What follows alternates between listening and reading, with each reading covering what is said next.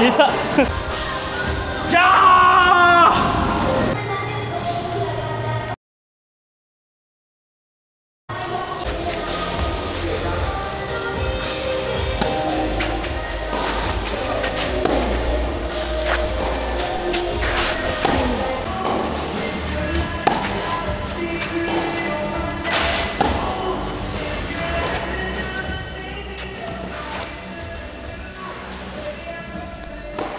Hala ka!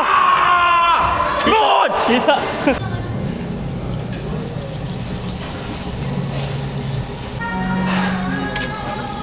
Day 29. Mga idol, ngayong araw ay napaka-special kasi kasama natin sa practice ang idolo nating mga tennis player dito sa Pilipinas. Walang iba po kundi si AJ Lim Jr.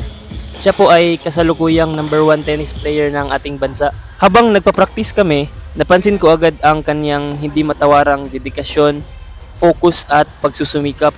Parang hindi siya napapagod. Kahit naliligo na siya ng pawis, hindi siya tumitigil sa practice hanggang hindi niya makuha ang gusto niyang resulta. Ang kanyang kasipagan at palaban sa loob ng court ang tunay na dahilan kung bakit siya ang nangunguna sa larangan ng tennis dito sa ating bansa. Dito din natin natutunan na ang tagumpay ay bunga ng masipag na pag-iensayo. Tandaan mga idol, walang ipinanganak na champion agad. Ito ay hinuhubog at dumadaan sa proseso. Tandaan nyo yan. Mga idol, pakinggan din natin ang mga tips kung paano gumaling mula kay Coach Ronald Roses. Isa sa mga coach ni EJ at kasama niya lagi sa mga tournaments, maging local man o international. Paano gumaling ang player, coach? Ano yung masasagot mo? Paano gumaling? Disiplina. Ha? Disiplina. Tapos Number ano one. pa? Nakikinig. Kailangan nakikinig. Makikinig sa coach? Oo, tama. Tapos ano pa?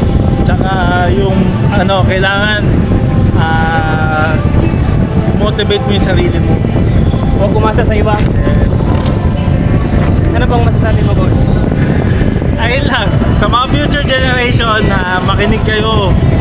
Disiplina, kinig. Yan. Yun yung pinakailangan nyo. Tapos, pag meron kayo nyan, gagaling kayo. Thank you, coach. Beta. Video naman yan eh. Picture yan. Shout out kay Kisha. Ay lang. Hello sa inyo guys. Follow and subscribe Carl. Sobrang Kahit lang. napaka-motivating lahat ng mga ginagawa niya. Araw-araw ko yung inaabangan. So, Uy! what's up guys? Let's go!